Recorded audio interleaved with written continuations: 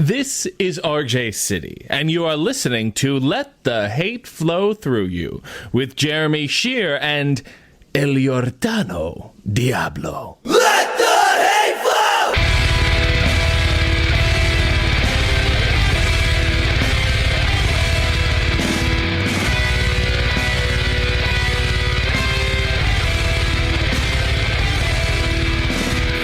Available on the Lousy Weather Media Network. Welcome to Let the Hate Flow Through You, your weekly dose of audible hatred. I'm Jeremy Shear. El Giordano Diablo. And this week we are joined by co-host of the Cleveland America podcast, available on this here platform that you're listening to us right now. Graphic designer, stand-up comedian, and man about town, Okpants. Thanks for having me, fellas. Welcome, brother. Long time coming. Seriously, the hate has been waiting to flow through me, along with the phlegm and whatever else is bouncing off these walls. Well, you right know, now. it was only on Friday when I picked my parents up from the airport. About 3 hours before that, it was 65 degrees. When I picked them up at the airport, it was 40. So Yeah, that's a class. It's the Cleveland Classic. Oh yeah, dude. It ain't Hopkins if you're not going up and down. No, I took the day for what it was. I took the 65-degree weather for what it was, and I knew it was going to bounce back to whatever the fuck it is now. Too cold is what it is now. My nipples are turgid. As I could tell, Jeremy. Yeah. I don't even know what turgid means, but now I do. I now know what it means. Well, I have a feeling I know what it means. We here at Let the Hate Flow Through You pride ourselves on our educational programming. Today's vocabulary word is turgid, meaning stiff. Mine are always, now knowing what that means, mine are always turgid. Mine have been turgid every day since I literally was like 19 years old. And I used to wear white shirts, and girls took no pause in giving me titty twisters. Oh, yeah. Which like led me to like PTSD from like a fat youth in grade school, where I'm like, I used to have titties and I was a chubby Jewish kid. Don't do that. Yeah. Oh, I can relate. I don't like having them touched in any capacity as an adult. Ty's like that too. Yeah. Like Ty's like we always did it as jokes, like blah blah blah. But Ty was like, don't. I don't like it. It's not gonna lead me to like shoot up a school, but I just don't.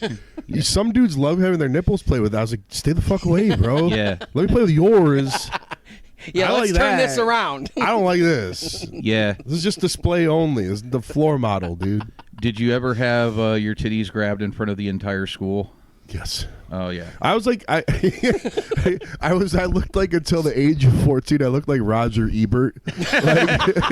So like, it's hard to explain that this used to look just like only a kid that got his titties grabbed and his love handles grabbed and just twisted in front of like everybody at school. Yeah. That's why I guess it's probably why I'm a comedian now. I was gonna say that's why we're funny now, though. Dude. Like that's what people don't understand about like the whole bullying thing is like, yeah, but without it, I wouldn't be who I am. Yeah, those coping mechanisms got driven into me real fucking hard early on in life. It's important to learn how to disassociate before you're a teenager. Yes. I didn't know, because there's a big, obviously like a mental health is like a very normalized thing to talk about, and girls always talk about dissociating. And I'm like, I don't even fucking know. And then I'm like, oh yeah, I do. Yeah, like, all right. I get it. What were you? Okay. Yeah, that's like how I spent 1992 through 1996. Yep. Mm-hmm. Yeah. Good shit. So, Okpants, why do you hate rage-baiting streamers? Okay, so... And by the way, January in frigid temperatures is great to have me on to discuss the shit I hate. Right. Because it's ripe right now. Now, also, mind you, like this, it's hard for me to think of things that I hate because there's not a lot of things I hate. But I think this is born of just me clearly being on the internet too much, like I'm sure everyone else the fuck is. Right. But like, and maybe I think it's me growing out of aging as a comedian and a person where I just see TikTok videos, whatever, reels of just these broccoli-haired kids just walk up to people that are either working in retail environments or they just walk up to strangers in the mall and they immediately go for, they're not even trying to be funny. It's that I'm not touching you, I'm not touching you, I'm not touching you content. And I'm like, I'll be laying there asleep, like half asleep, watching this shit going. So when do I get to the one where someone actually dies? Right. Yeah. Like when do we get like it's so rage bait, just to lump it under streamer behavior, streamer boy behavior, or whatever. It's just so not in the interest of creating anything of value or even trying to make anybody laugh. Yeah. Right. And It's engagement. That's all it is. It incenses me. It's engagement, and it's like I grew up. I saw Tom Green be the first person to do this, and he was the funniest person to do it. Right. Because he was trying to be funny, and what you're left with now is like the fifth wave of Logan Paul and Jake Paul wannabes that are just begging to get beaten until they shit themselves in public, shitting out this content. So, do you remember that very famous photo of a right-wing kid being like yelled at, and he's got this smug look on his face? Yes. That pretty much sums up what these kids are all about to me. It's just they're just trying to get that really, really negative reaction that makes you look like an insane person. And it's funny because, like, to me, if the shoe was on the other foot, and I don't really even want to go political with it, but it is 40 years ago, that same behavior coming from poor, disenfranchised younger people was just punk rock. Yeah. The crux of that was like, I fucking hate the way the establishment is, and then 50 years later, the establishment is now just the trolls and sort of this lashing out. But I'm like, what are you lashing out at? You won. Yeah. You're the institution. There's no institution for you to lash out at. It really isn't. And then there was a documentary that Larry Charles put out a while ago. He was one of the writers for Seinfeld and a couple other things. But one of the things that he looked at was this YouTuber that basically, he was a young black kid that was basically going around and filming his crimes. And like he would steal somebody's cash register like out of a store and like say something like ridiculous and run out with it as like, this is the future of prank comedy. He wasn't wrong. Yeah. And to me, there's even, like even that, there's at least a brazenness, and I'm assuming he's like stealing a cash register from a Walmart or something. And there's the punching upness of that to me that I guess I could even justify that. I'm talking about how just in this day and age, troll culture has just become, he's just trolling. I go, and again, I don't want to turn this into a political discussion. I go, he's just trolling. He's a government official. That's not his fucking job. Right. It's like the job of like us to come up and try to provoke and do that stuff. It's not the job of the White House to put out memes and troll content. No. Did you see the shit that they did last week where it was some kind of plaques they were putting up for each president, and he was writing the shit, dude. And the one under Biden, it starts with Sleepy Joe. Yeah. And it's just like, dude, like this is on a plaque in the fucking White House in Washington. Well, I guess we should have started at the top because this is clearly where it all started, right? Or at least this is where like the floodgates busted open because the king troll. Yeah, and I openly admit it, for as just fucking cartoonish of a fucking human being as he is, every once in a while still does something where I'm like, oh, it's funny. He doesn't even know why. It's funny, dude. Yeah, dude, you win. And that's the thing. That's the thing too, is like all these guys think they're as funny as he is, and I'm like, no, man, like you sat around and let him make fun of your wife. Is because he is who he is. Yeah, like, you're not him. He did, if I'm gonna give flowers on any of it, is like he did the most punk rock thing you could do, which was he got his feelings hurt by the president, the sitting president, and then he just decided that night, like fucking a Rocky movie, I'm gonna run for president because he's like, fuck this guy because this guy hurt my feelings, and then 3 or 4 years later, he's getting inaugurated. He goes, fuck, I didn't really think. I think that is the truth. I didn't think this was going to go this far, but now it's like, I might, like I'm a narcissist and my ego won't let me we're out this far out from shore on this thing. I just got to keep going and see how far it goes. And boy, has it gone far, guys. Oh yeah, boy, has it twice. gone far. I mean, like that's the just saying like there are times where it's like, God, I don't want to laugh at like what you just did, but it's objectively funny. It is.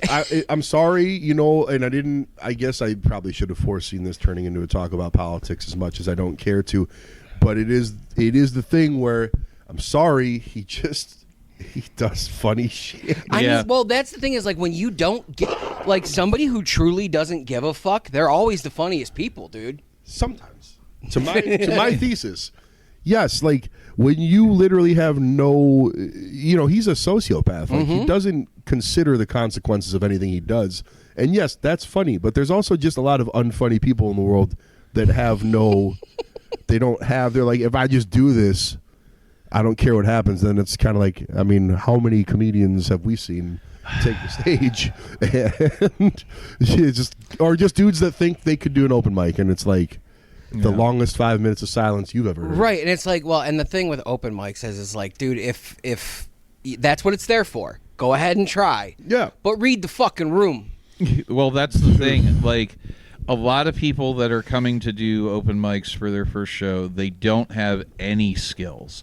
They can't write. They can't read a room. Oh, my friends tell me I'm funny. They did, but that's the thing. You don't know if it's funny until you actually do it. So, like, I don't fault them for being bad at it because they're just like, I had a guy once come up to me like straight off the boat from Africa. His comedian name was The Blacker the Berry, The Sweeter the Juice. He told me that his comedy was top 5. And he just said that my comedy is top 5. Yes. That's it. Exactly like that. And that's funny. No qualifier to what list, just top 5. Mm-hmm. Yeah. Might be stealing that one. He bombed for 5 minutes. He said the N-word with a hard R more than anyone I have ever heard in my entire life. Antagonizing people about how he had these beautiful women with him and they were just, I said what he said. Mm-hmm. And then he got beat up by the owner of the place after the show. But that was just a magical 5 minutes of wonder for me. So I'm not mad that has a place to live. So I can have... look, and who the fuck am I? I'm not a Bill Burr to sit there and be like, oh, that guy sucked dick on stage, because it's like, Lord knows I've had my quiet evenings at mics. But it is a thing where it's like, it is a fascinating thing to see a first-timer that just like got talked up by his boys to hit the stage, and it's like watching like an MMA fight. It's like watching a dude do like a amateur MMA fight, and he doesn't know how hard a body shot is until he takes one. Yeah. And then when they let that first joke fly, and it's just the most deafening silence, you're like, oh yeah, now do you get it now? Yeah. Do you understand the stupidity you've signed up for here, and why you must love it? The problem with like the online thing is you have a lot of that same energy of not having any idea how the fuck comedy works and then putting it out in front of an audience. But you don't have that instant feedback of somebody, of like silence letting you know that it's not funny when you're putting out something online like that. That's the only reason, to be very honest. I mean, I've been fascinated by stand-up my whole life, but the only reason I ever actually started doing comedy was it just felt like the most pussy shit in the world to tweet out all day. And it's like, well, that didn't get any likes, but whatever. I didn't have to see anybody actually read that tweet and think how bad it was to my face. So then you start doing open mics because it's like, well, I approached it not to sound like a white knight, but it's like, I really want to see. I want to find out. Like, I want to see where I'm at if I even love doing this. And so that's like, to me, the only reason I've been able to do it for the few years I've been doing it seriously anymore. Because it's like, you just see like a lot of people, they pause right after the joke because they've never told it. Right. And they just think it's going to get showered upon them. And like, sometimes it does. Sometimes it's funny. I mean, the first time I went up, I was lucky as fuck. But I had been working on those jokes, Yep. And like Devin was hosting a mic at the time. And like, he was like, just come on and do it. Like, come on. So he just called me up, and I was, you know what, fuck it. What's the worst thing that's going to happen? And I did really well, and I think you saw me the next show I did. I think you saw me at my second show. That is, God damn it. It's too many people. I saw their second show, and now I can't stop working with them. That was not to, again, this is going to sound like some Trump shit. The worst thing to happen to me was the first open mic I ever did back when All Saints was Redstone, was I got like a lot of laughs. And it's like, was some of that genuinely people think it was funny? Sure. Was some of that because people kind of knew me and some people came? I didn't tell anybody I was doing it, but most people in that room knew me. Yeah. So is it charity laughs? Is it real? But it was definitely and I heard Ramon laugh once, and Ramon put me on the show. So as soon as I heard that, I go, oh, okay. I go, all right. And then it's like, I did it again and again. And then, of course, like my second or third time out, I heard that. I let that same joke fly, and then you just hear, then it's like, noted. And then you just like fucking soldier through it, try to pick it back up again. But yeah, I think it all goes to, but stand up, even if you don't understand why you're doing it, that's a platform you have to try to be funny. And in rage bait culture and whatever the internet, whatever content culture is in troll culture, you're not trying to be funny most of the time. You're trying to impress your buddy Dylan, who you go to prep school with, and you guys got kicked out of the same Chipotle, so now you have to go to the Chipotle in the neighborhood over and bother the Walmart employees over there. Yeah. That's I hate white children is what I'm trying to say. We should have never given these children money and video cameras. But no, we should have never given children the internet. That's really what it comes down to, because I think that's what it's all coupled with, is like the internet gave everybody, I was talking about this yesterday, the internet gave everybody a fucking voice, and not everybody needs the fucking voice. No. Not everybody the needs best it. and worst. Actually, I used to say, my party line like 10 years ago was like, the best and worst thing about the internet is it gave everyone a voice. And now in 2026 I go, the worst thing about the internet is it gave anyone a voice. Because like, I think even I think most comedians, we can agree, it's like, yeah, sorry. It's awesome to have this immediate thing to market yourself and get your shit out there. But even like a lot of comedians, even a lot of successful comedians, I see them just completely abandoning it, or they like hand their shit over to just an intern to just promote shows, and they're not even doing content or reels. They're just, I just want to fucking do shows. It's just like, you see a lot of people like, get me to my show. I don't even look at my phone for anything besides texts. I don't have socials on my phone. That to me is like the dream as a comedian, is to get to that point where I could afford to do such a thing. Yeah, it's annoying having to manage your daily online presence in order to be able to get on what you really want to do, which is go in front of 80 to 150 people and do 15 minutes of jokes. I wish my ego would allow me to only need 80 to 150 people. I wish my ego was pared down enough that I didn't enjoy being on social media. I still do. For as much of a cesspool as 99% of it is, like there's something about the dumb way I'm wired.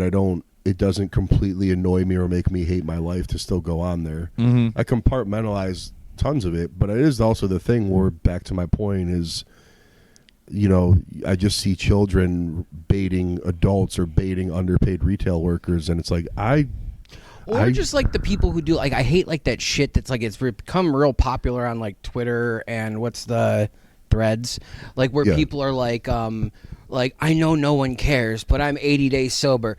Dude, yeah, you're the 900th fucking person who tweeted the same fucking thing. You're right. Nobody gives a shit. Nobody fucking cares. And I think without knowing anything about sobriety like that, I just think like, some people need to put it out there and celebrate it, I guess. But yes, and also like I've never remembered this time in human history this many young and old people have gotten sober before. Yeah, right. Not a bad thing. No. I'm saying that like that's awesome, but it is a wild, fascinating turn of events. I am just happy a lot of people are doing it without AA.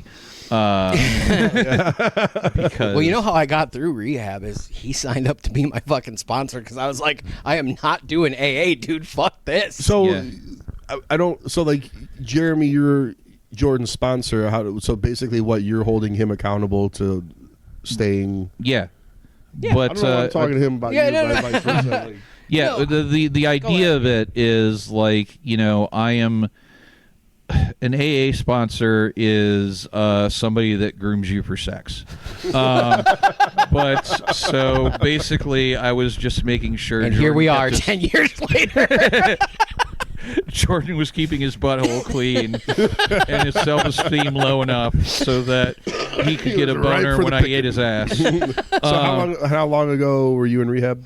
I went in June 2nd and got out October 2nd. Oh shit! Yeah. yeah. I was only congrats, supposed man. to- I know this was not a long ago development, but Right. good on you. Thank you. I appreciate it. Yeah, I mean, like, that was like the whole, like, everything was falling apart. My parents were like, all right, you can come back home and get your shit together, but you're going to rehab first. So I tried every fucking avenue I could to get out of it. About Yeah. 2 weeks left, I was like, looks like I'm going to rehab. Yeah. I mean, here's the thing, and again, I like having a few. I don't view it as problematic, but I think a big portion of it is you learn you're not allowed to do shit on all your. It can't all be on your own terms when Right. shit gets out of control. Am I Yeah. wrong about that? No, no, absolutely correct. I mean, like, I've always done shit on my own terms, and I'm still doing it on my own terms to some degree. But like, rehab was good for me in the sense that it put a lot of shit in perspective. Like, you didn't realize how much you were fucking around. And you were actually fucking the people around you, and you didn't care. You didn't know whatever. Yeah. Yeah. And when you get on the other side of that, I'd say like a month in, you're like, fuck, dude. Like, shit. I was taking fucking Percocets, Xanax, and drinking a fucking fifth of tequila on a Tuesday. And like, I could Well, it is have. Taco Tuesday. Tequila. You're not going to drink tequila on Wednesday. And I used to live right on the same street as Luchitas. Oh, it was the best, dude. It's the best. Don't let's talk about anything else right now. I think Jordan. I don't want this to be a relapse episode. Here's not to cut you off completely. No, you're good. Here's the $1 million content. You could go back to rehab and rage bait everyone else in there. Oh, dude. Be a sober rage baiter. Which is, Dude. I can't think of a worse person to be. It would be fucking awful. Yeah, just be like, oh, no tokens needed here, buddy. Yeah. What you in for heroin? Pfft, gay. Yeah, well, dude, my favorite was the people who were there for weed. I was like, grow the fuck up, will you? That is not. Masturbation is a bigger addiction than fucking weed. You're dude. for real, Bob Saget in Cool Runnings. In fucking Half Baked. Cool He's Runnings? like, yeah, cool. Bob, you know- dead? The classic weed movie starring Dave Chappelle and Jim Brewer, Cool Runnings. Yeah, Half Baked is like, I suck dick for cocaine. You ever suck dick for weed? That's an Yeah. addiction. No, but I've sucked dick for bobsledding.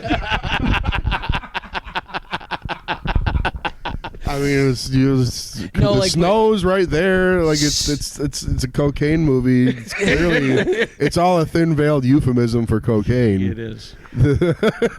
But like rehab, dude, like it would be like I was talking about this on an episode not long ago where it was like one of the things I found funny is like addicts, especially when they're getting clean, dude, they'll fucking flip out about anything. Yeah. And this one dude, and it's like it's always some kind of stupid fucking mix up, but this one dude flipped the fuck out because one of his shirts went missing. And that sucks, whatever.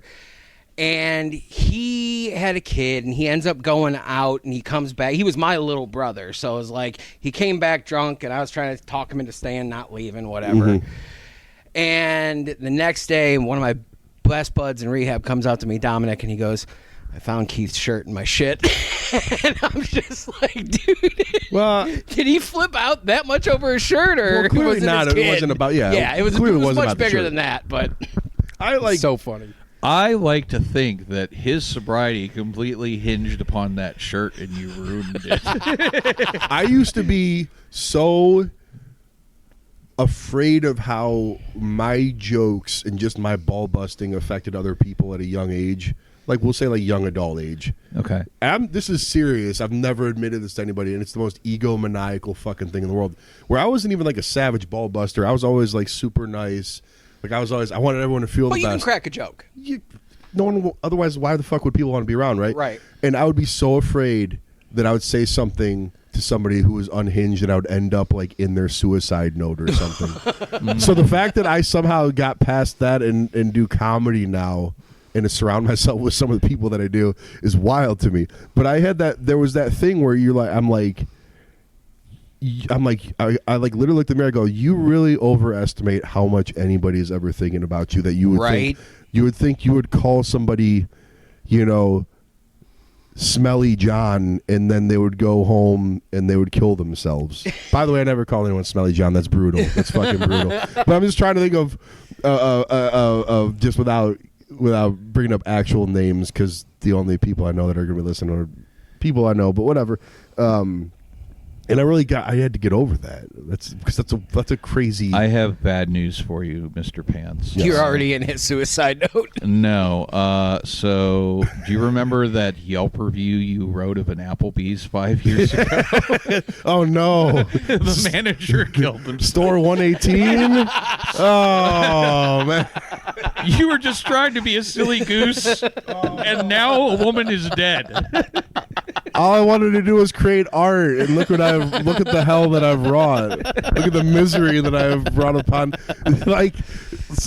I think I got kicked off Yelp for like the third time a few months ago, and then my one friend goes, "What, is Foursquare not available for you to troll people on?" Dude? And I was like, Dude, I can't do it on Google reviews because I can't have my Google account. Yeah, your axed. name is. It's the one thing I have to take seriously because my bar is on Google reviews too, and also your website. Everything. I wish I was that unhinged to just go off and make not give a shit. Google reviews. And for people that aren't familiar with this, because why would you fucking know this? I just do like joke Yelp reviews, and I never did any Yelp reviews that weren't like massive corporate chain. So funny. Like I wasn't going around and like shitting on Urban Twine or like making up wackadoo shit about Momocho or any independent or something. mom and pop shop. And then and it was never like to my point about trolling. It didn't even feel like trolling. Like I felt like I was trying to actually do something. Use it as a medium to be way too artsy fartsy about it. Yeah. Because again, I can't stand all this access to tools to show people how funny you're trying to be, and then people just opt for the lowest hanging fruit. Not even in a way that's like funny stupid. It's like you just walking up to someone in a Walmart and shoulder bumping them, or it's like that Jack Doherty guy. Are we familiar with that kid? Yeah. That actually is what really the crux for the whole thing, where I was like watching some of his material and I go, this kid's dad either has to be some super powerful entertainment lawyer, but there's no way this kid's self-made and he has all this money and he's going around baiting kids into fighting his 400-pound bodyguard. And there's got to be like a Raytheon parent behind this. Because there's no way otherwise he would have been unalived months ago. Well, there's that, and there's also the fact that it seems like he's built his entire empire to convince younger girls to start OnlyFans like as soon as they turn 18 and then give him a cut. Well, how old's he? He's like in his 20s. Well, because, he looks like he's 13 years old. Yeah. Which I'm sure is part of the reason, I understand why, 14-year-old white dumbass kids see him and they see a hero or they see like a path to being famous too. And it's he looks like a child that made it. Yeah. I mean, but the nothing about him trying to get women when they're of age to start OnlyFans shocks me. That's fucking gross. It's the grossest part of his whole thing. I mean, and again, it's one of those things where I don't ever want to research any of these people too much because I'm 46 years old. And I don't need to know. I always want to be aware of the zeitgeist or whatever's going on, but I don't really need to know granular information about Jack fucking Doherty. Right. A dude that got other teenagers to fight Andrei Arlovsky a retired MMA fighter in public. Then when I saw that, I think my MMA fandom kicked in. I go, either this guy's in on the work, or he realizes children are trying to fight him and he's holding back with everything he has. But the whole thing sucked. Yeah, it's that always bothers me when it's when you can tell. And I just lifelong wrestling fan. I mean, you are as well, and you are as well. I just was like, there's no way a dude that's trained 8 to 10 hours a day his entire life to beat people to a pulp is somehow now showing restraint when being attacked in public. So I all that is to say is I hope if it was a work, he got paid handsomely to be a part of it because it sucked. Yeah. Have you seen those like those the guys who rage bait scammers? Like they'll I forget the one. There's like one Ben dude. Palmer. What's that? There's Ben Palmer, who he's a comedian that like his show is a lot of like he'll get called by scammers and he'll like turn the tables on them. It's actually really good. Yeah, yeah. He's really good. He's pivoted. He started doing like the fake customer service responses, and now he's pivoted into like exposing MLM schemes. Oh, cool. Yeah, he's like, I think Andy Elliott's people called him and he had a great bit where he flipped it on him and stuff. But I think my discontent still lies a lot in, not to sound too artsy fartsy and high minded about it, it's like there's just this whole generation of young people that aren't trying to make anything new. Yeah. Right. It extends beyond comedy in content creation. It's just, well, there's this whole resurgence in Jackass too, and like that is like for our generation, that's one thing. It was. I mean, I hate to use this term for Jackass, but it was avant-garde, if you will. You know what I mean? 100%.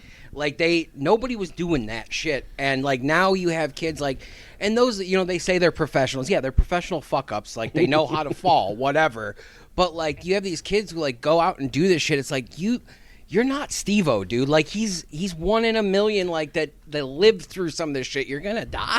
Sure, I think with Jackass and CKY stuff though, those guys were all like professional skateboarders for the most part, right? And they were like, they were like stuntmen, and it was literally impressive, the commitment to self-harm in a way. Yeah, and I mean, unfortunately. Nothing like that's ever going to be massively successful without copycats everywhere. Right. And I think that's true of anything where there's...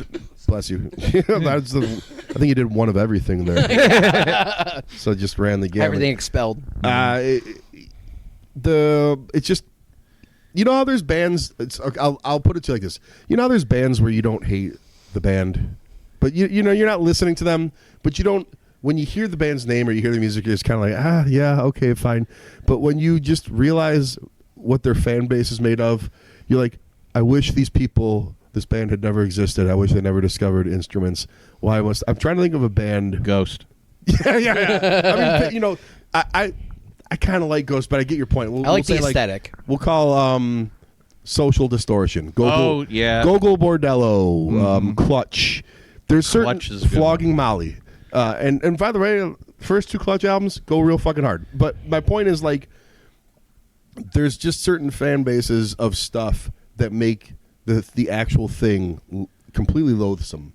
I agree 100%. Which is not really anything towards the point of why I came in, but I would say the Grateful Dead, but Bob Weir just died, so let's not get into that for their sake. Now. I am not fucking kidding you. The Touch of Grey is the only Grateful Dead song I've ever heard in my life. I can't think of a single other one. If I've heard one, I don't know it. Yeah, it's like that's just a band where like they have probably the greatest logo of any band ever, and I'm astonished how much I've never been compelled in my life to try to listen to one more Grateful Dead song because they all sound the fucking same. No, right? it's not. It's not even like a judgment. Fish. Yeah, that's Fish. The band I'm thinking of. That's no disrespect to Social D because I like Social D, but Grateful Dead. I'm just like, it's just my whole life. I've been here for almost 50 years, and it's just like, yeah, it's Grateful Dead. I've got a whole machine. I could listen to any Grateful Dead song ever, and I'm just not interested. No, I'm good. I'm good on that. There are people in my family that are big Deadheads, so there's clearly a lot in the world. I mean, it's That's just not one of them. No. You know, it was like one of the best rage baiting jackass things. I was like, one of my all time favorites was when they're on the golf course and he's fucking blowing the horn every time the dudes go to take a swing. And then like the guy's like, if you do it one more time, and he does it, and he shoots a ball at him.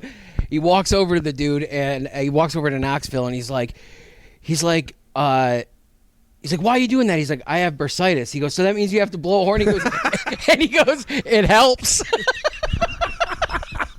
But even like that, like He's trying to be funny there. Exactly. It's in the service of being funny, and I'm not here to blanketly try to be comedy cop. There's definitely things I've laughed at where someone is being provocative or antagonistic, and it's funny.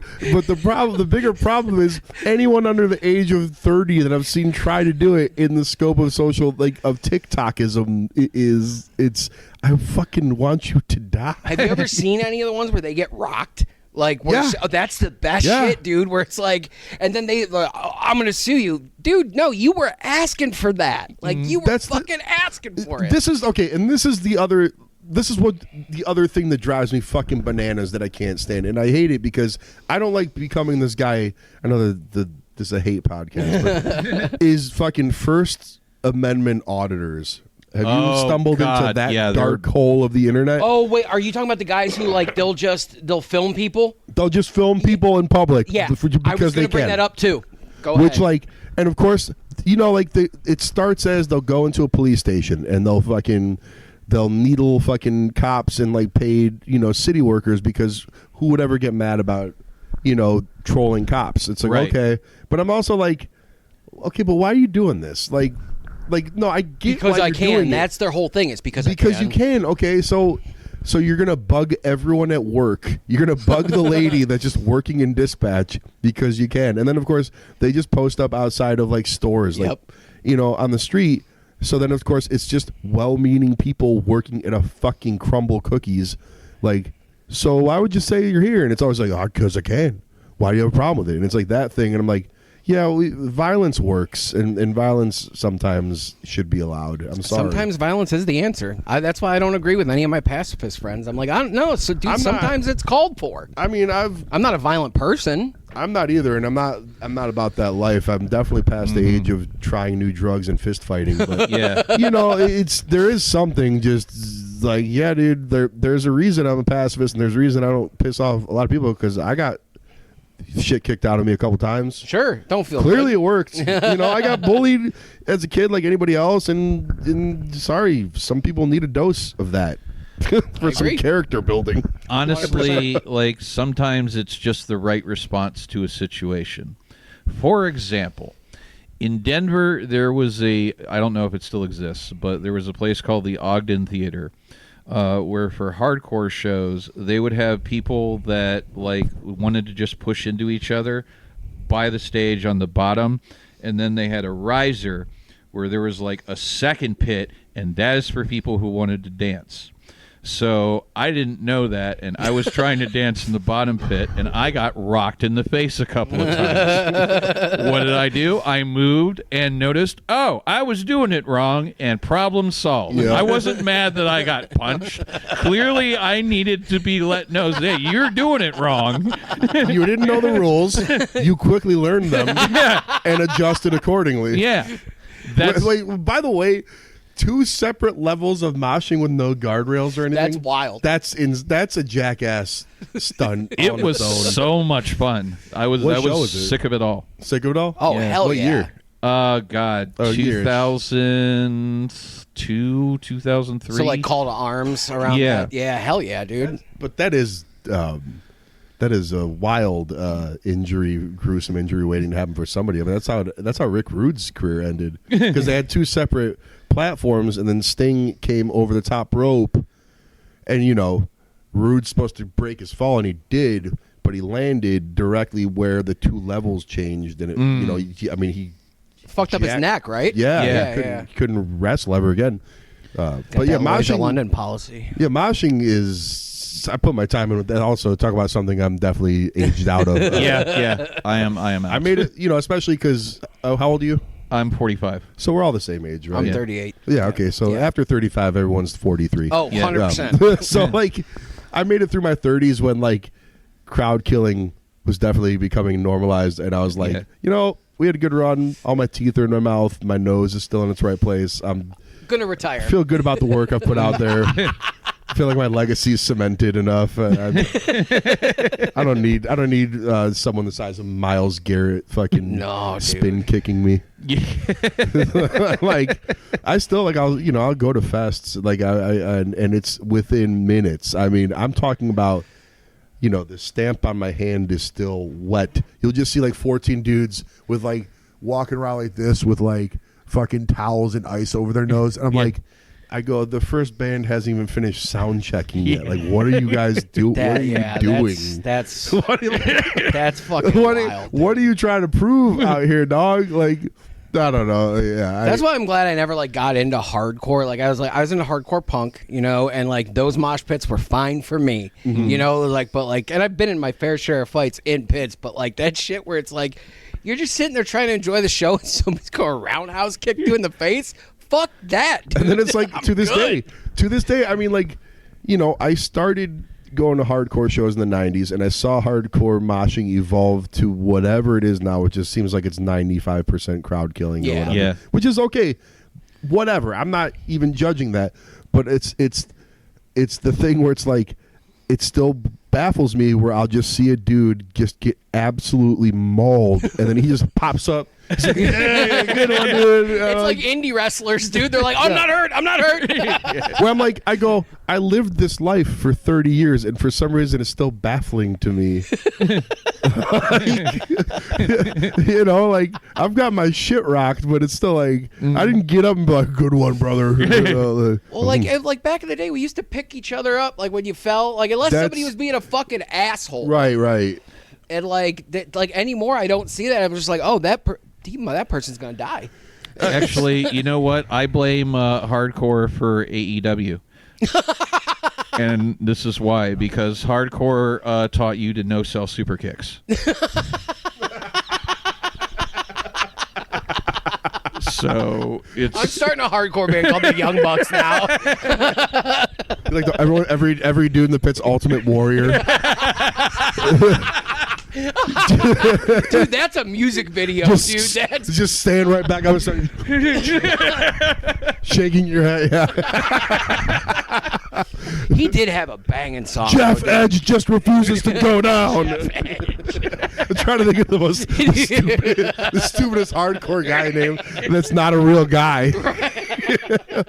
Simone Robb just came off the top rope. How's this man upright? Jimmy Blades.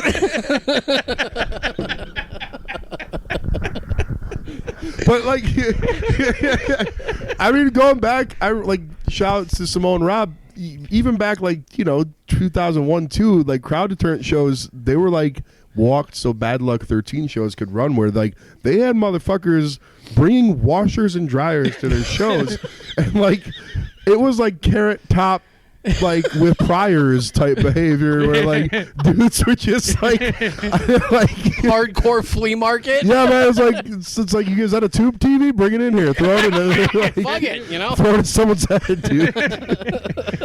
I love them. I love that. I mean, I say that with nothing but love and respect. But yeah, I remember like I had my emo hardcore band. We felt really good about it, and like one of my friends, you know, came to the show super late, and he goes, I just went to Youngstown to see a crowd deterrent show, and my life is different now. And I was like, what happened? He goes, someone threw a fucking washing machine at another guy. And I go, all right, I give up.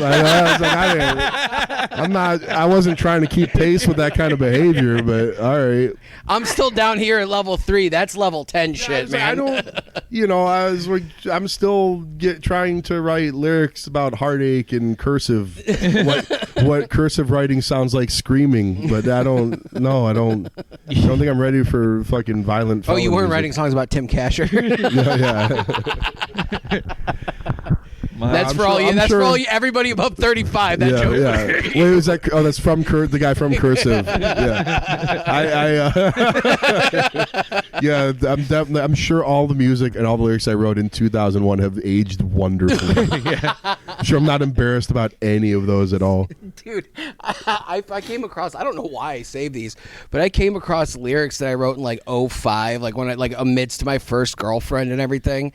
And like writing the song, I'm like, dude, you wanted to be Matt Skiba more than fucking Matt Skiba wanted to be Matt Skiba. It's like the cheesiest vampire shit in the fucking world. The worst thing, and you're wearing an Alkaline Trio hoodie. Oh, I still own it. Yeah, and I love Alkaline Trio, but I think the worst breakthrough for any band that wasn't the Misfits in the early 2000s was thinking they could just adopt this spooky persona. And I'm like, no, you're like singing about like how your like 21-year-old girlfriend won't like return your calls. It's like Glenn was fucking singing about zombies and goblins and shit, dude. He was like, talking about fucking coming in Jackie's mouth. Yeah, walk the walk, motherfucker. So, yeah, you're talking about JFK's head getting blown off and Jackie sucking dick. Fucking talking about tree branches weeping like your soul. You fucking dork. Sheer texted me a couple months ago, and he screenshotted Blue Carolina came on. He goes, I listened to this song, and now I'm gay. Yeah. And you know what? That's a great experience. Like that's that's all I want out of like the listening experience these days is like I want to like not be able to listen to that song for 3 weeks because I thought about an ex, and that's like a transformative experience. But I'm not going to go get the swoopy Davey Havok 2004 haircut at this point and like try to like dust off, you know, the Temu Peter Their Steele new record was persona. fire, though, dude. I loved it. The new AFI record was fucking awesome. Dude, AFI, okay, here's my one AFI bit is you know, because now you know like he looks dusty now. Yeah, like, that's a good.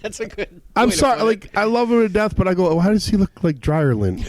Like, why does he look like a fucking hippie, like a cult leader? Like I get it, like he's clearly a guy that like values reinvention and evolution, and I didn't even think it was a bad look. But my Davey Havok is like the hot goth Miss Murder Davey Havok. Yeah. That's like my Chief Wahoo. Like that's like I look at like when people talk about current Davey Havok, it's like the Cleveland Guardians of goth. I'm like, no. I was like, give me Davey 2004 Davey Havok, like my father taught me. Right. That's the Davey. Like that's the way I look at it. Like that's the paradigm of David. Well, it's like He's now called David Havok. Is he? It's like no, I call him. Oh, that. okay. Yeah, Now he because he looks like he's a dad. Yeah. No. But like well, when I saw in them, his fucking 50s, isn't he? Yeah, I'm sure. Yeah, he looks he's gotta fantastic. be. Yeah. But he, like, I was because I like from when Jade joined the band, that's where I'm kind of like I like Art of Drowning and everything, but like I fall off after that. I like the real early shit, but this new record, like when I saw them in 06 or 07, the oldest song they played was God Called In Sick Today, and that left a real bad taste in my mouth because I wanted to hear, you know, my mom won't let me get a mohawk, shit like that. Yeah. But like I get it because they were at that time was when they were blowing the fuck up. So and again that's a band that like spooky persona. They've had it. They were like the first band to do that in the 90s. Yeah, but the name of the band is A Fire Inside. Yeah. That's not spooky. No, it's not like, you know, jack-o'-lanterns covered in blood. That would be a better name for AFI, but it's not a great monogram. No, it doesn't work as well. JOLCIB. That sounds like a Scarhead chorus. That sounds like a Scarhead chorus, really, which would be sick. That's all the material I have about Davey Havok and AFI, I think. Yeah, but like AFI I saw them the last time they came through, and they were so good in 2001 off whatever that last EP thing was. Before Black Sails on the Sunset. Not Art of Drowning. What the fuck was it called? It was the album All that had, Hallows EP. I got to get out of LA or whatever. But it was so good, I fucking went down to Orlando and saw them on the same tour. Oh, cool. It was the show of the year to me. That's cool. Like yeah, it was like honestly seeing like the level of professionalism those guys put into putting on a show was like some Iron Maiden level shit. Yeah. I loved it. Yeah. So, and I love modern day dryer lint David Havok. Yeah. I mean, who am I to judge? That's the thing is that record, I was like, there's no way AFI is putting out a good record. And I heard the single and I was like, it's good. Okay, the single's good. I'm going to give the record a shot. And then I was like, this is amazing. No, it's that band is clearly not. No one's gonna push them into the studio to try to make money. Like no. that they're clearly in it to put out good. That's All what I right, love about- All right, guys. This show's called "Let the Hate Flow Through You," not "Let Davey Habit Come in Your Mouth." I thought, am I getting too old to get on Warped Tour? I thought I still had a shot. What else do I hate? All right, what do I hate? What do I hate? Why does every dude under 30 dress and look like an electrician from 1983? Let's start there. They do. What is they that do, look, don't they? dude? They do. They all look like Dahmer, Yeah. kind of. Yeah, like I don't get that like resurgence in like looking like a fucking dork from the 80s. Like I don't get it. Well, it started with everybody started saying, you know what looks good? Mechanic work shirts. And then it just evolved from there. But no one works. No. But they want to look like they You know work. what the last fucking mechanic work shirt I wore was? My fucking Bouncing Souls True Believers one. The man. late That's- 90s, yeah. Work that shirts, was cool. Yeah. Work shirts and bowling shirts fucking ran the roost like in the 90s, but like just the amount of money Carhartt makes off of graphic designers now and outfitting them in what is the least labor intensive job on earth is wild to me. Yeah. Good for them, I think, but like I just feel like, you know, I got to lose a couple pounds, but I feel like everyone should dress like sex could break out at any minute. Yeah. Is the way I absolutely. feel about the way you should present yourself to the world. Well, that's why I look Consensual like sex. shit. Jeremy came in and was flashing crack at me. He's fucking full of it. This Well, I'm man, always flashing crack because I'm bad at pants, and I'm about to do it again because we'll get the next guest. Oh God! See, I told you. Nice. Yeah, he's go. Oh yeah, that's right. I forgot we have Dwayne coming on. That's fucking rad. Dwayne Duke. Yeah. Nice. Yeah. What does he hate? Or, I don't want to spoil that. I don't want to spoil. Yeah, it. no, All right, I don't. all right. I don't even. I don't. Not even my- think I remember.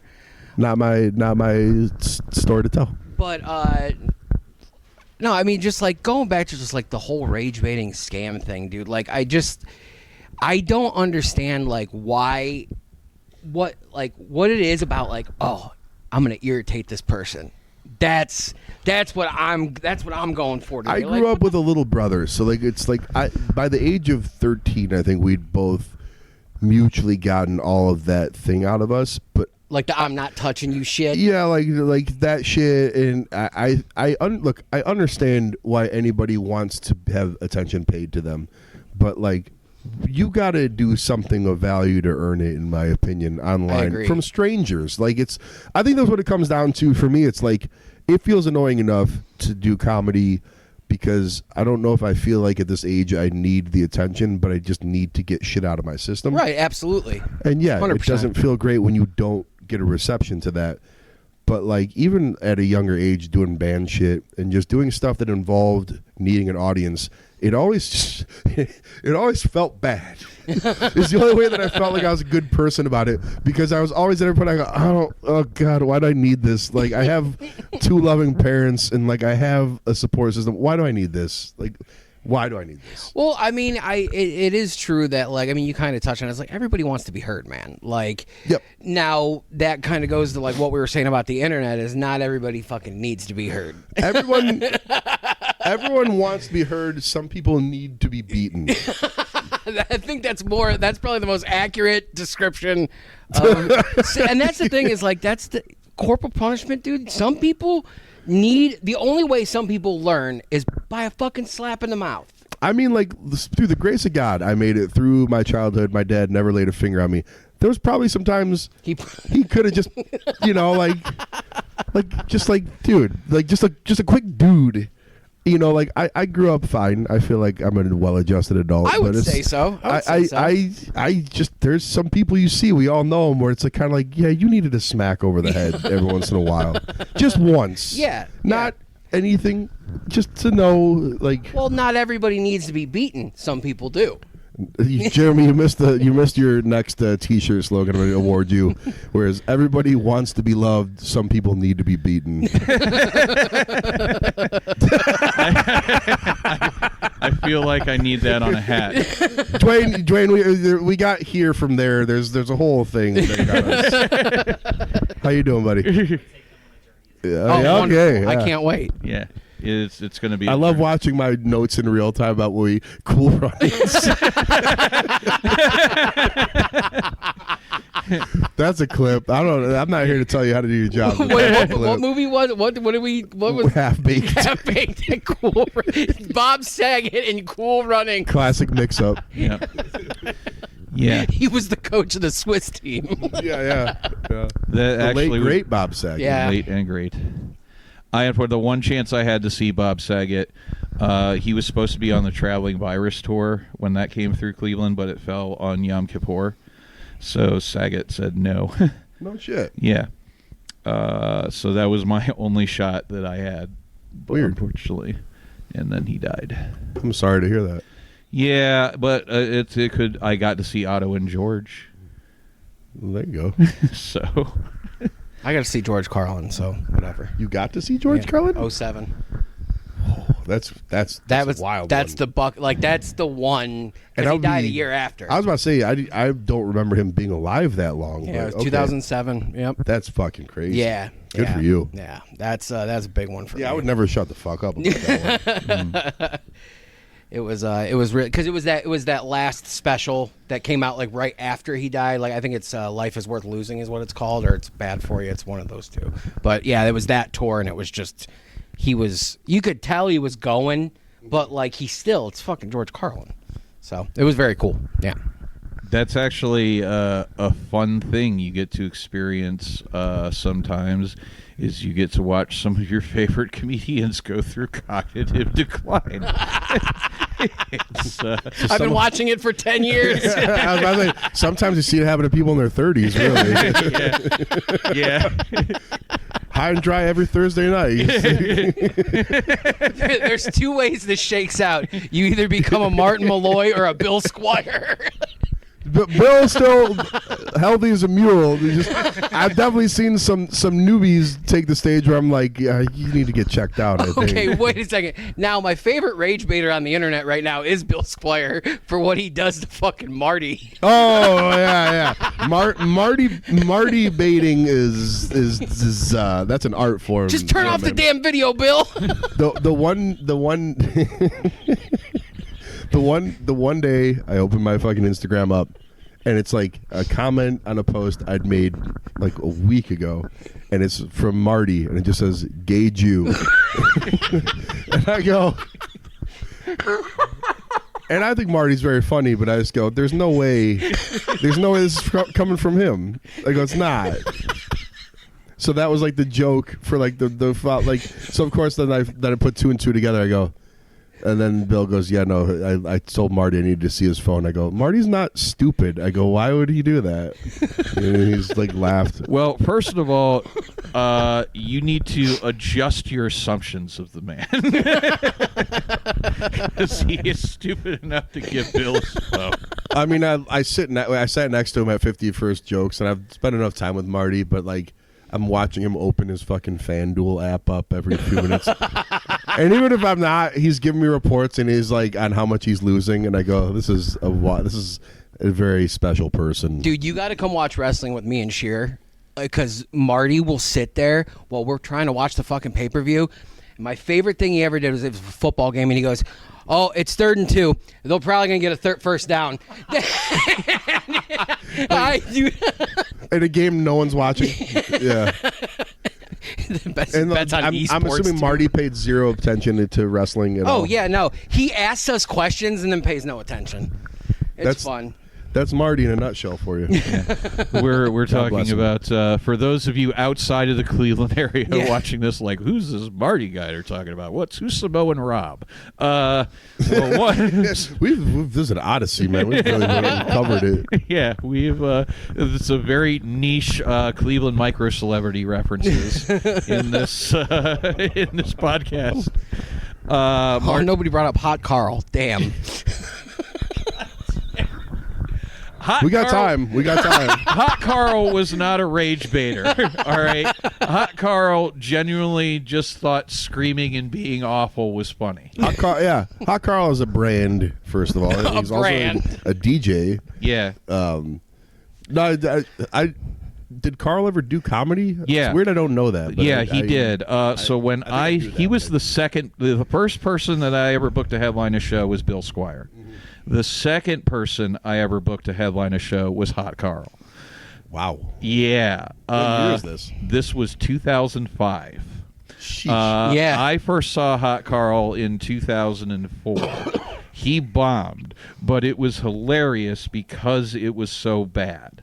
So I wanted to see like a long form of it because I thought it might be like a beautiful disaster. You really are a hardcore fan.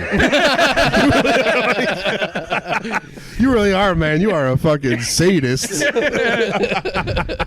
Most people say, like, I think there's something in there. If I give him like 5 more minutes, I could pull it out and be like, nope. I want to see how much further this thing's gonna fucking, how much darker it can get and You worse. just got 5 more minutes. Carl, how's 30 minutes sound? Oh, he was down. He was excited, and then he showed up to the show, and so this is like, it's 20 years ago, so it doesn't matter anymore. But this is the second like show that we ever had at this spot.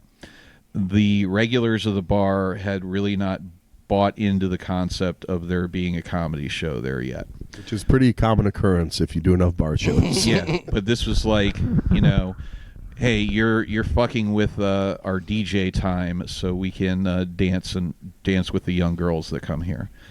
But the kitchen staff started heckling Mr. Sunshine, who was the feature act that night. And Hot Carl said, keep your money, dude, I'm out. And he walked. So it was honestly, like, I'm glad that happened because I ended up confronting, like, the leader of the regulars that night, who was a professional boxer, like, actually ready to fight him. And that ended up getting me the respect of the bar. Good on you. So the next show was really good, and we ended up getting moved to a weekend because the show ended up doing really good there. Holy shit. Yeah. So that's a rare sometimes story. violence Right. is the answer. Is what I'm trying to say. So, okay, fans, where can we find you on the internet? OKPants.com is my main site, and then I'm OKPants on all socials, which, of course, is Instagram. Yeah. You can help me get those TikTok numbers up. We're trying our best at our tender young age of 46 to be a crucial voice on the internet. Everybody's saying everything's going towards Instagram now. Like, again, like Reels are like now where it's completely I just think anything video based is probably going to be a safe bet. But Sure. Dude, it just feels any more like clocking into a fucking day job I'm not getting paid for this shit. But whatever. I'm still an extremely online person, probably way too much. But give me a follow. I feel like I'm fun. Yep. I would say so. So, Jordan, I don't think we're going to find anybody that hates rage-baiting streamers as much as OK Pants. No, there is another. And scene. I won't apologize again. I'm a repeat offender. You can see right through my skin. I don't care about making mistakes. I keep setting up and falling out my face. Feed me numbing agents. Drag me to the ring. Another discharge vapor. Daniels is drunkenness. I keep my bruise and my brain and under the punches. And I was meant to take. This has been a Lousy Weather Media Network production. Find new episodes and archives at lousyweathermedia.com.